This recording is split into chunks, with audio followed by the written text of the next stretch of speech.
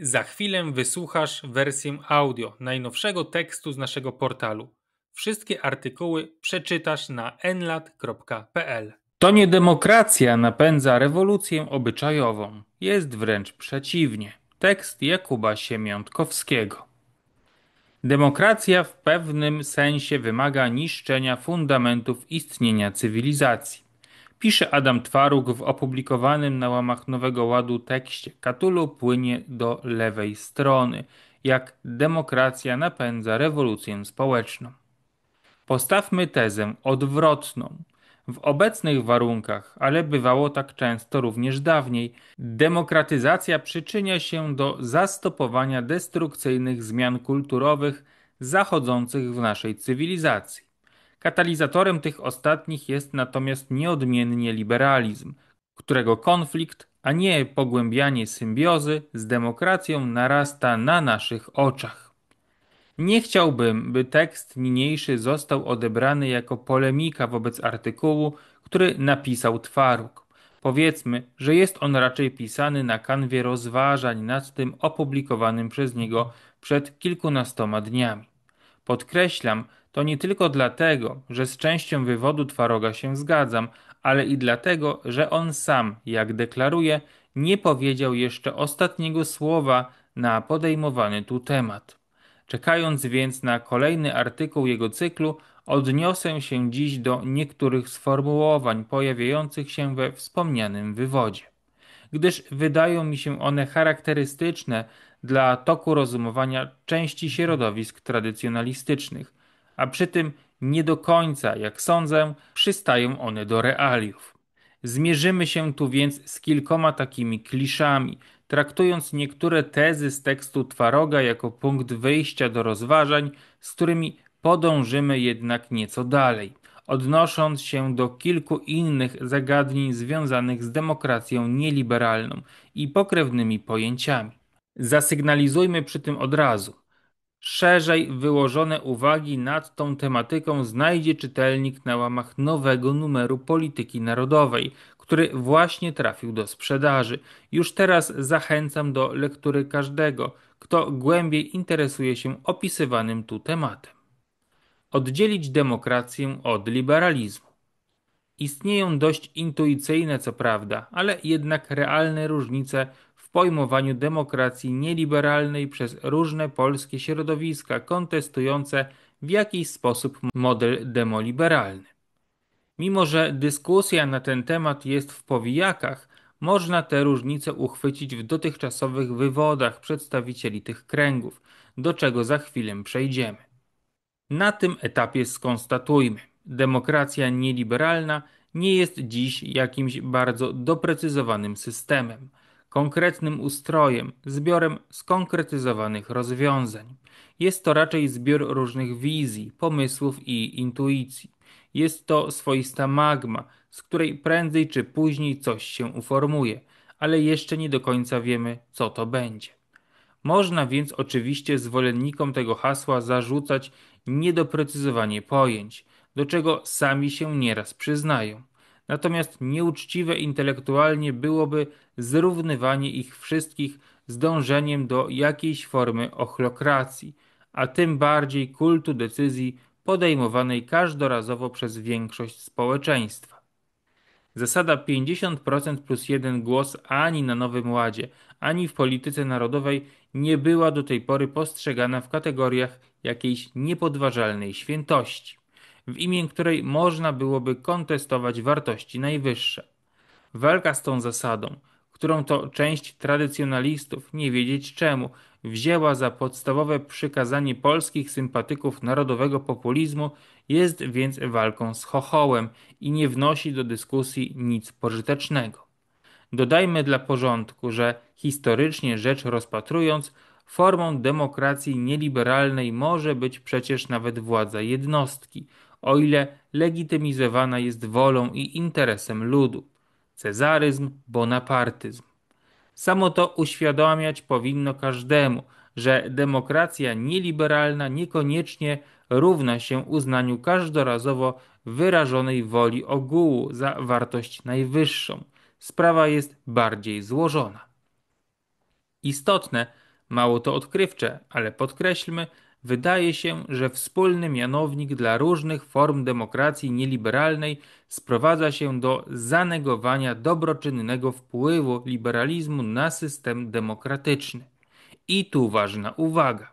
Ideą przewodnią demokracji nie jest dyskusja, jak mogłoby wydawać się po lekturze niektórych fragmentów tekstu Adama Twaroga. Demokracja to nie liberalizm z jego swoistym kultem sporu. Nieprzypadkowo ideałem apostoła nowożytnej demokracji Jana Jakuba Rousseau była nie tyle wielość opinii i spory między je głoszącymi, ile jednomyślność, nie pluralizm, ale jedność narodowa. Nadmierne zróżnicowanie zdań, potencjalnie podmywające fundamenty wspólnoty, uważał Rousseau za coś niedopuszczalnego. Demokracja miała być systemem celebracji wspólnotowości i jedności, celebracji patriotyzmu. Zachodzące dopuszczalne różnice miały dotyczyć spraw, użyjmy terminu Twaroga, technicznych. W wypadku zaś ewentualnej rozbieżności opinii, o ile by w ogóle do takiej w cnotliwym, patriotycznym społeczeństwie doszło, przegłosowana większość miała dostosować się do ogółu w imię spoistości wspólnoty właśnie. Można by powiedzieć, że to miejscami założenia podobne do tych, które wyraża Twaróg w swoim tekście.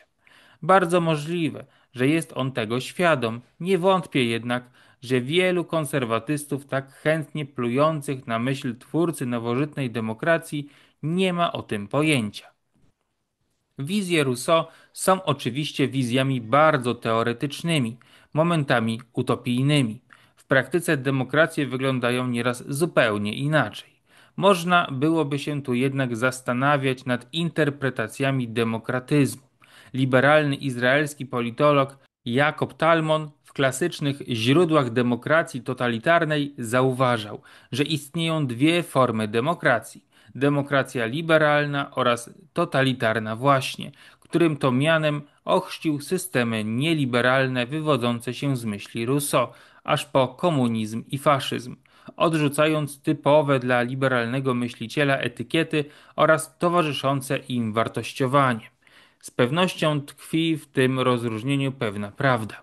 Faktem jest, że demokracja rusowska, choć jej konsekwencją raczej nie musi być totalitaryzm, ma w sobie zaprogramowany element idealistyczny, jednocześnie bardzo odległy od liberalnego kultu despoty, pluralizmu etc. Jako pojętni uczniowie Jana Jakuba, francuscy Jakobini wyciągnęli z tego konsekwencje. Ów tok myślenia widzimy potem w najróżniejszych nacjonalizmach, a i jest to zgodne z literą samego russoizmu. Otóż w starciu z takimi liberalnymi wartościami jak wielość opinii, tolerancja dla cudzych poglądów, a nawet demokratyczna wola większości, górę bierze ostatecznie czynnik najwyższy, a jest nim interes wspólnoty. Wielu już badaczy wskazywało, że kategoria woli powszechnej Rousseau jest silnie powiązana z kategorią interesu narodowego, który przecież może nie być zbieżny z aktualną wolą większości obywateli. Rousseau, twórca nowoczesnego, acz czerpiącego wprost z antyku demokratyzmu, chyba niespecjalnie wierzył w łatwość ustanowienia rządów ogółu, pozostawiając otwartą furtkę systemom odbiegającym od tego schematu. Wszak tenże ogół może nie umieć rozpoznać woli powszechnej, może nie umieć kierować się interesem wspólnoty. Wtedy władzę dzierżą ci, którzy to potrafią, cnotliwi obywatele. Nawiasem mówiąc, z pewnym rozbawieniem śledzę ostatnio dość emocjonalne reakcje licznych konserwatystów na mój tekst dotyczący Rousseau, który ukazał się w Nowej Polityce Narodowej. Ów dysonans wynika nie tylko z tego, że mamy tu do czynienia z typowym przykładem oceniania książki po okładce, wszak artykuł odległy jest w swojej wymowie od uprawiania hagiografii filozofa, po części nawet stara się z jego myślą polemizować. W dobie dominacji mediów społecznościowych może jednak nie powinno dziwić to, że ludziom łatwiej komentuje się tytuły tekstów niż zawarte w nich tezy. Zdziwienie natomiast wywołać musi dość powszechna w chyba wśród tradycjonalistów niewiedza, że Rousseau bywał i wciąż bywa pozytywnym punktem odniesienia dla bardzo różnych odmian prawicy. Długo można by wyliczać znanych prawicowców inspirujących się Janem Jakubem, postrzegających go z jakichś najwidoczniej przyczyn jako wielką i pozytywną postać myśli europejskich politycznej. Znajdą się w tym zróżnicowanym zbiorze między innymi kontrrewolucyjny romantyk Chateaubriand, stańczyk ksiądz Kalinka, ewoluujący ku prawicy nacjonalista Barres, twórca dystrybucjonizmu Chesterton i Belloc, stary endek Konopczyński i młody endek monarchista Frycz, decyzjonista Karl Schmitt, twórca nowej prawicy Benoit, katolicki konserwatysta Spemann, gulista Zemmour. Nikt nikomu nie każe się z którymkolwiek z nich zgadzać, ale warto chociaż mieć świadomość faktów. Choć to może przyjść trudniej niż rzucanie epitetami, to chyba warto wiedzieć, skąd się ta fascynacja brała, bo przecież mogą za nią stać jakieś racjonalne przesłanki. Tym bardziej, że to nie jest materia nieopisana. Na samym tylko polskim gruncie opisywali to zjawisko badacze tak różni jak marksista profesor Baczko, liberał profesor Walicki i konserwatysta profesor Wielomski. Co jest najważniejsze? Wróćmy jednak do tekstu Adama Twaroga. Pisze on, cytat: każda organizacja, która nie prowadzi stałej walki, stałego wysiłku o pozostanie prawicową, prędzej czy później stanie się lewicowa. Jeśli nie walczy się intensywnie o zachowanie tego źródłowego czegoś, co stanowi o istnieniu Twojej organizacji, instytucji lub szerzej kultury, cywilizacji czy narodu, to coś ulegnie rozpadowi. Koniec cytatu. Abstrahując od pojęcia prawicy, z którym nie w pełni się identyfikuję, wypada mi się z cytowanym stwierdzeniem zgodzić. Tak winno działać środowisko ideowe. Celem bowiem są naród i jego dobro, a nie incydentalnie wyrażona wola ludu jako taka. Wracając do sygnalizowanego już wątku.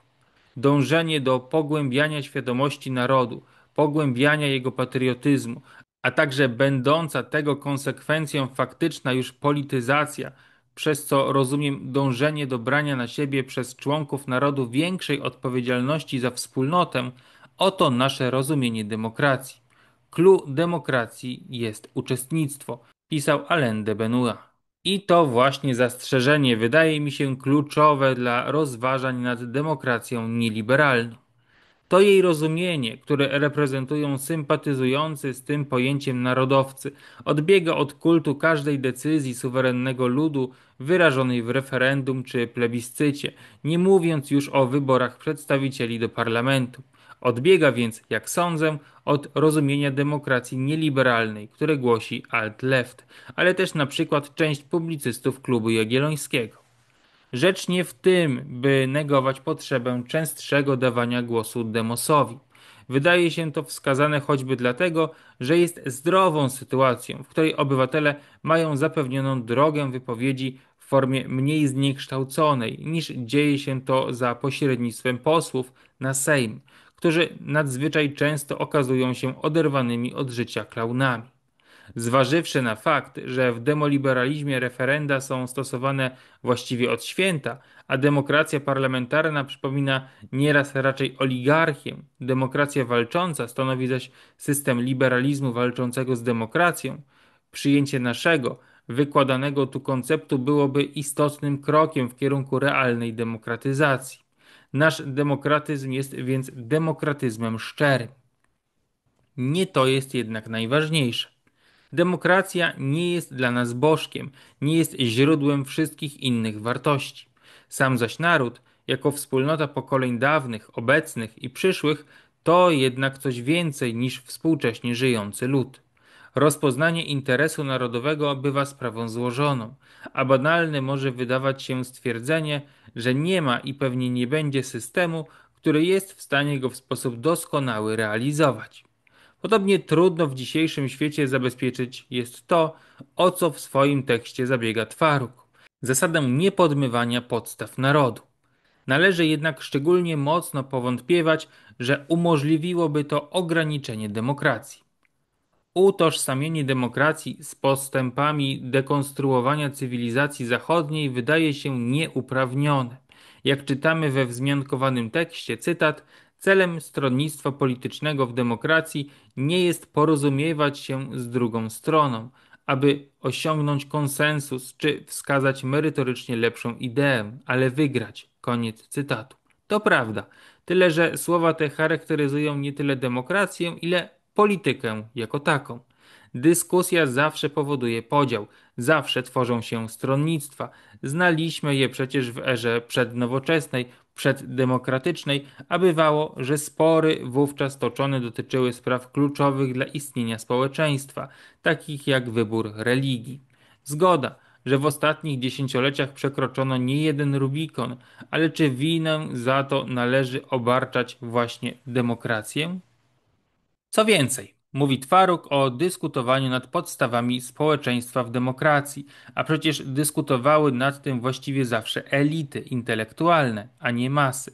Także dziś wciąż w dużej mierze tak jest, a nawet jeśli przeciętny Polak zajmuje się tego typu zagadnieniami, to jest to przecież pochodna faktu, że dyskutuje się o tym w mediach, w sferach intelektualnych, a wreszcie politycznych.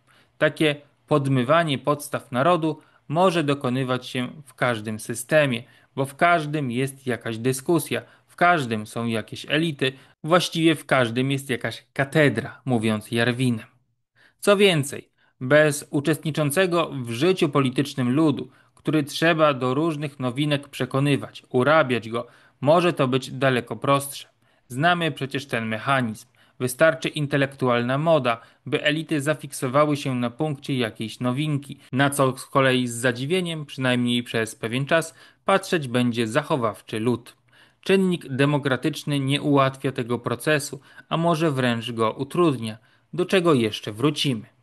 Pisze Twaruk, że nawet, cytat, jeśli byśmy stwierdzili, że dyskurs może być prowadzony tylko do jakiejś granicy, to bodźce dla jej przekroczenia dalej pozostają obecne. Z prostego względu, dialektyka zawsze oznacza więcej politycznej energii i więcej władzy. Koniec cytatu.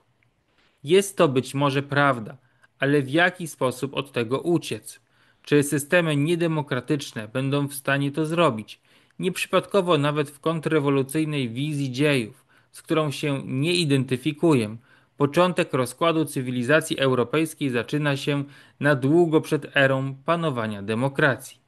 Można ten moment, w zależności od upodobań, datować na wiek XIII, XIV bądź na erę centralistycznych absolutyzmów monarszych, z demokracją czy pluralizmem mającą jeszcze mniej wspólnego niż stare, dobre średniowiecze. Niedemokracja jest bowiem katalizatorem rozkładu, jest nim wyzwolenie jednostki z zobowiązań społecznych. Demokracja jako nośnik konserwatyzmu społecznego. Ważne wydaje się jeszcze coś innego. Jeśli wykroczymy poza sferę aksjologii i zajmiemy się kwestiami taktycznymi, być może przyjdzie nam stwierdzić, że populizm niekoniecznie jest ideałem. Może nawet w pierwszym rzędzie stanowić pewien środek do celu. Jest taranem uderzającym w obecny ład. Mało kto idealizuje bowiem masy. Chodzi nam tu o fakty. Teza o lewym dryfie demokracji nie przystaje do realiów. Demokratyzacja spycha dziś dyskurs w prawo. Jest tak prawie wszędzie, a proces ów się nasila. Przecież to przeważnie gniew ludu, związany z imigracją, a czasem obyczajówką, kierowany przeciw liberalnym elitom, staje się przyczyną poparcia ruchów narodowo-populistycznych. Twaruk, i nie on pierwszy, dowodzi, że masy się degenerują, umożliwiając postępy rewolucji kulturowej. Czy elity temu procesowi podlegają wolniej? Doprawdy mało ryzykowne będzie założenie, że przeważnie degenerują się one o wiele szybciej niż lud. Można się naśmiewać z rzekomego konserwatyzmu ludu, ale przecież na koniec dnia to elektorat bardziej przystający do definicji ludu wybiera Nawrockiego, a nie ten bardziej elitarny Trzaskowskiego. W szczegółach wygląda to różnie, ale generalnie jest właśnie tak. Skoro, jak twierdzi wielu i wypada się z tym zgodzić, rozbrat liberalizmu z demokracją się obecnie pogłębia, a to demokracja oddaje głos rozsądniejszemu, bardziej zakorzenionemu, bardziej konserwatywnemu czynnikowi społecznemu, to trzeba w tym starciu obstawiać demokrację. Nic w tym zresztą nowego. Reakcjoniści lubią rozprawiać o tym, jakie zło wyrządziła Europie i światu niosąca laicyzację rewolucja francuska. Ale jakże często ucieka im znany fakt, że rewolucję poprzedziły całe dekady gnicia elit, wywodzącej się z dawnego rycerstwa arystokracji, zlaicyzowanej już potężnie, przysłowiowo wręcz rozpustnej, zainteresowanej filozoficznym liberalizmem wieku świateł. W tym kontekście odruch strącającego to zwierzchnictwo, surowego obyczajowo, upodmiotawiającego się ludu można postrzegać jako wręcz skręt we właściwym kierunku, tak jak to czynił na przykład Chesterton. Z drugiej strony, przecież wiadomo, że we Francji jakobińskiej góra nie zdecydowała się na wprowadzenie faktycznej demokracji bezpośredniej, bo była pewna, że lud jest kontrrewolucyjny, monarchistyczny. Ergo oddanie władzy ludowi determinowałoby prawy skręt. W XIX wieku schemat ten powtarzał się we Francji kilkukrotnie. Pod koniec tego stulecia w Niemczech wprowadzający powszechne prawo wyborcze konserwatywny Bismarck zabezpieczył w ten sposób państwo przed partią inteligentów, to jest ugrupowaniami liberalnymi, co, jak chce badacz Dieter Lengwisch, wpłynęło istotnie na ewolucję niemieckiego nacjonalizmu, pierwotnie lewicowo-liberalnego, w kierunku autorytarnym. Idąc dalej, przyjmuje się, że w początkach istnienia II RP to rozciągnięcie praw wyborczych na kobiety mogło dać aż taką przewagę endecji. Niewiasty bowiem były bardziej religijne, a przez to bardziej skłonne głosować na prawicę. To zresztą w tamtej epoce dość typowy schemat, wyłamujący się poniekąd narracji fanów Red Pillu. Pisze Adam Twaruk o imigracji, a przecież kolejne fale obcoplemiennych przybyszów były sprowadzane przez elity biznesowe, polityczne czy intelektualne, wbrew ludom Europy, a nie w myśl ich oczekiwań. I dziś to te ludy się imigracji przeciwstawiają, wbrew elitom. Kiedy Enoch Powell wygłaszał swoje słynne przemówienie o rzekach krwi, masy ludu go popierały, a elity jego ugrupowania, partii konserwatywnej, nabrały wody w usta. Elity liberalne czy lewicowe po prostu się go zaparły. Do ludu można mieć pretensje o niedostatecznie konsekwentny opór, o brak umiejętności przewidywania, ale raczej nie o generowanie wzmiankowanych tu problemów. Oczywiście, konserwatyzm współczesnego ludu, także polskiego, to nie jest konserwatyzm z marzeń oderwanych często od faktów tradycjonalistów. Ale przecież jeśli spojrzymy na dane, to nie mamy wątpliwości, że jest on w większości spraw daleko bardziej realny niż konserwatyzm elit. Z drugiej strony, zastanawiamy się często, dlaczego zachodnie ruchy narodowo-populistyczne mają tak miękkie poglądy w kwestiach kulturowo-obyczajowych. Czy jest tak dlatego, że w imię swojego demokratyzmu musiały one dostosować się do poglądów mas? Byłoby to spłycenie problemu, rozpatrywanie go przez pryzmat krótkiego wycinka czasu, a należy przyjrzeć się całej sekwencji wydarzeń. Główna przyczyna tego zjawiska tkwi w tym, że w ciągu minionych dziesięcioleci same masy uległy odgórnej liberalizacji w wyniku celowej popularyzacji liberalnych wzorców przez hiperliberalne elity intelektualne, stawiające egoistyczne potrzeby jednostki ponad wspólnotą. To nie jedyna przyczyna, ale najistotniejsza. To więc nie demokratyzacja wymusiła poparcie przez masy np. postulatów ruchu LGBT.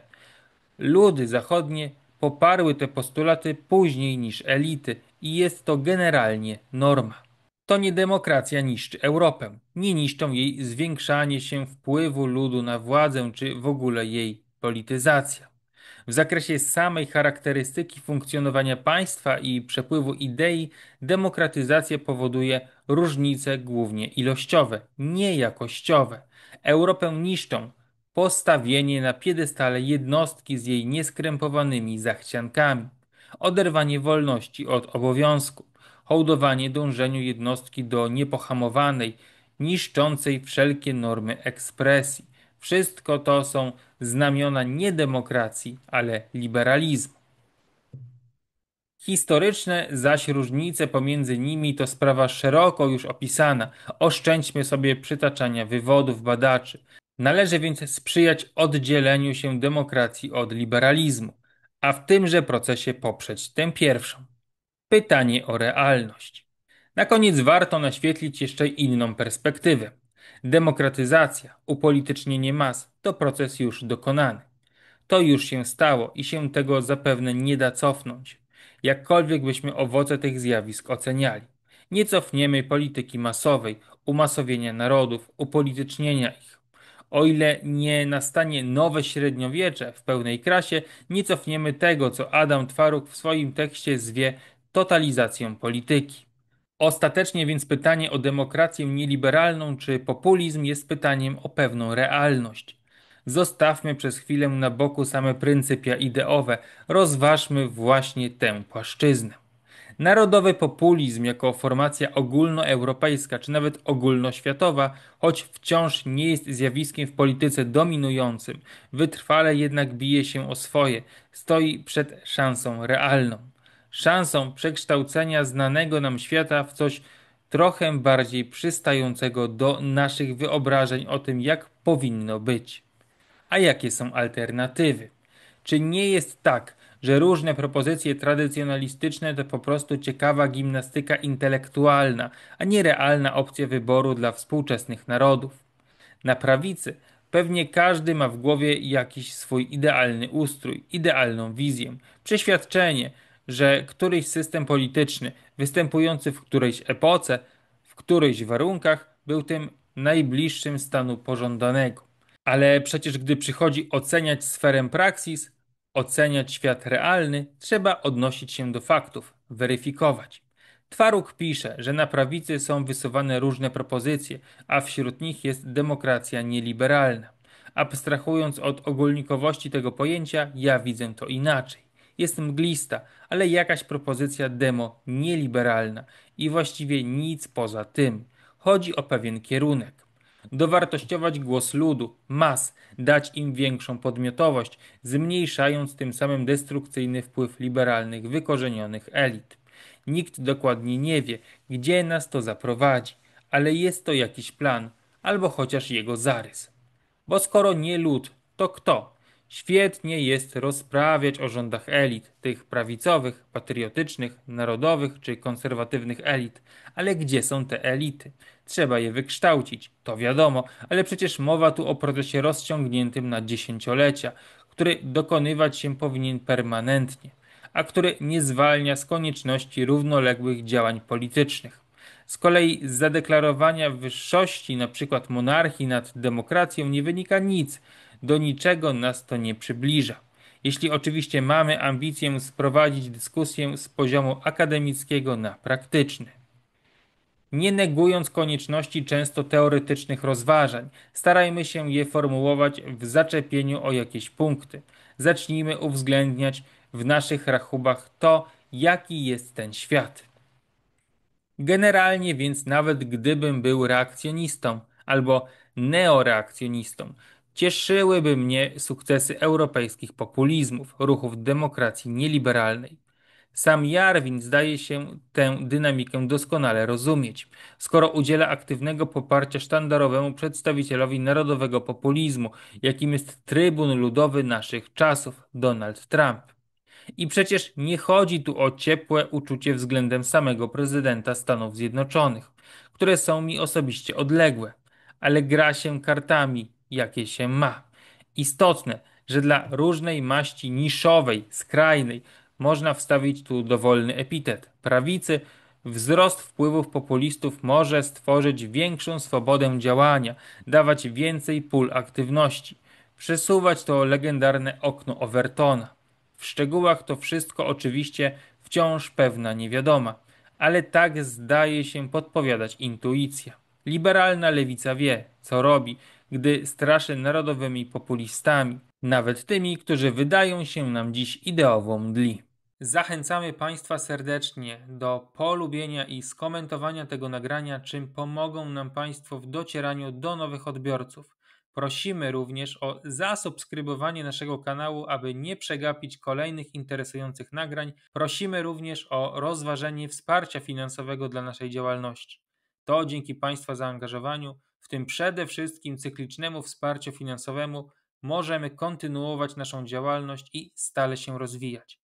Wspierać nas Państwo mogą za pośrednictwem serwisu Patronite pod adresem patronite.pl/Nowy Lat, a wszelkie szczegóły odnośnie tej, a także innych możliwych form wsparcia znajdą Państwo w opisie tego nagrania.